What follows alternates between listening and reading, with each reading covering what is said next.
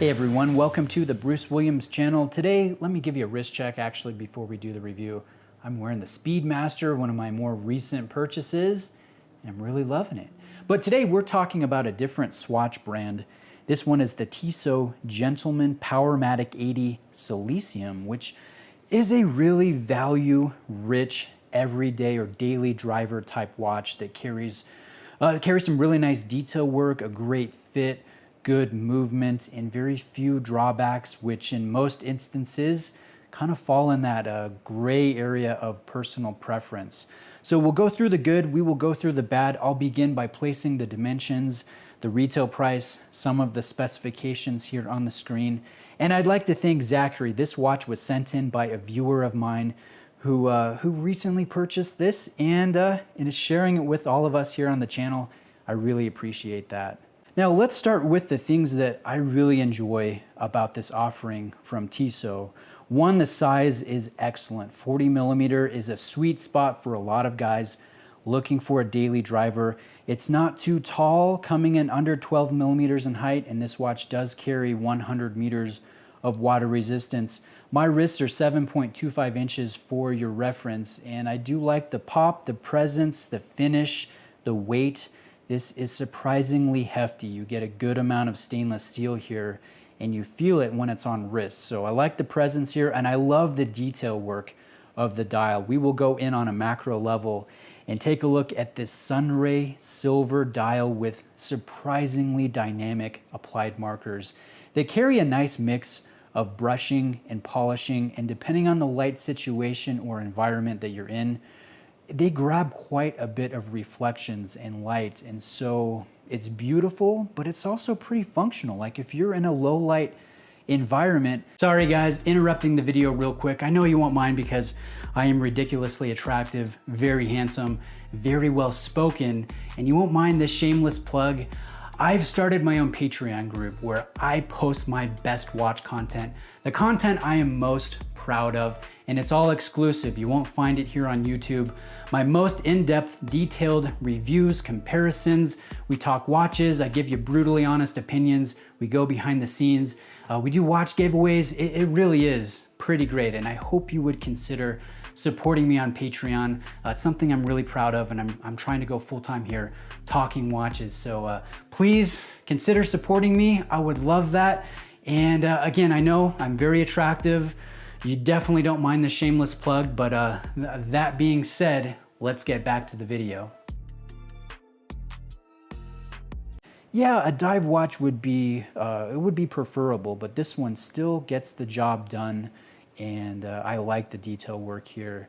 The printing is also relatively simple with Tissot 1853 on the top portion of the dial, 1853 being the year that Tissot was established, so a lot of history with this brand, even though the brand has changed ownership and is now part of the Swatch Group. That's pretty fun to see. And if we look on the bottom portion of the dial, you will see Powermatic 80 in reference to the movement and the length or duration of the power reserve, and then Silicium in reference to the silicon hairspring within the movement. Now the movement is based off of the ETA 2824, and if you zoom in, I don't know if the camera can really pick this up, but you'll see the ETA branding there, which is nice. Technically, this caliber is called the Powermatic 80.811. It carries 25 joules, 80 hours of power reserve, obviously, and a 3 hertz beat frequency. So it's going to be a little bit more rough, not quite as smooth as the 4 hertz beat sweep of an unmodified 2824, but I really do enjoy the 80 hours of power reserve and the anti-magnetic properties of the hairspring, with this being fashioned out of silicon. So I like the movement, and that's one of the elements that really brings the value here. In addition to the details, in addition to the size, this ends up being a very versatile piece, and I think it's easy to understand why this kind of took the watch scene by storm when it was released, because it's been some time since we've had a clear, kind of a clear front runner for the value department when it comes to affordable daily watches. I would say, 4 years ago, 5 years ago, I would be looking at the SARB 33 from Seiko. You can find that, or at least you could find that for around 300, a little bit over 300, and that was incredible value for money. But these days, there is no real front runner when it comes to value in the entry level to mid-level market. And I think this is a welcome addition to the watch scene because for the going rate, you do get quite a bit. Now, is it perfect? No, I do think there are some negative elements, some drawbacks.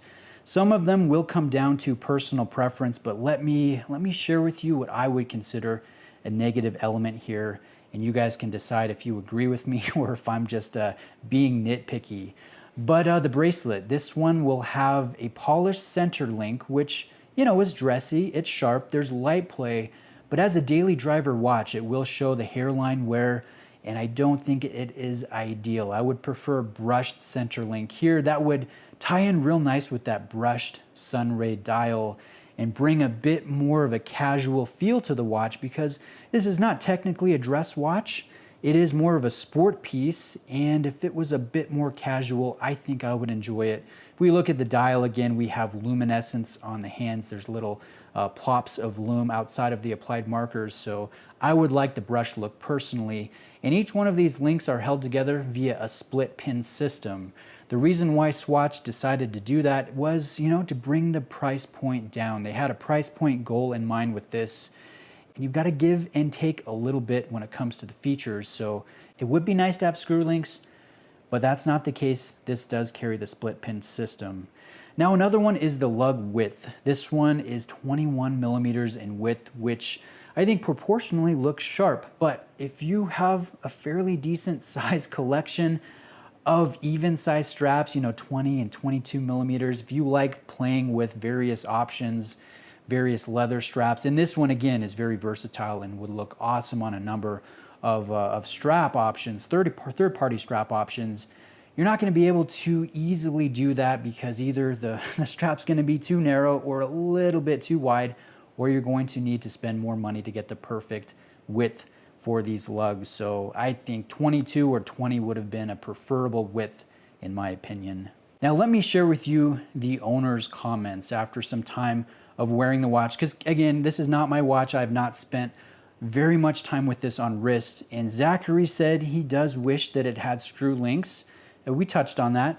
And then his only other comment was the clasp, the butterfly clasp can be sticky sometimes. Now, that being said, if these are the only drawbacks or negative elements, and again, in some cases, they are kind of subjective to your own watch personal preferences, this is a very solid package. And I do see what the draw is and what the appeal is for this price point. So as we wrap up the video, retail price, $775 on bracelet, $725 on the leather strap. So really a $50 premium for the bracelet is a pretty negligible amount. So I like the added value of the bracelet. In gray market or secondary pricing, you can get these, you know, as low as the high 400s. So really, for the amount that you have to put down, you do get quite a bit of watch. And I've really enjoyed my time with this. This is a handsome, attractive, versatile, detail-rich watch with very few negative elements. So Zachery, congrats on a great piece, and thank you very much for the opportunity to feature this highlighted on the channel. I don't do viewer watches that frequently just for logistical reasons, but I really do appreciate this, and it's a great watch. So guys, reach out with any questions you may have. Thanks for listening to this review, looking at the details. If you enjoyed it, please subscribe, hit the bell notification. Join me again as we review watches, talk watches, compare watches. We keep it casual here. We look at the details, and I would appreciate if you came back and joined me another time. So thanks for watching. We will see you in the next video.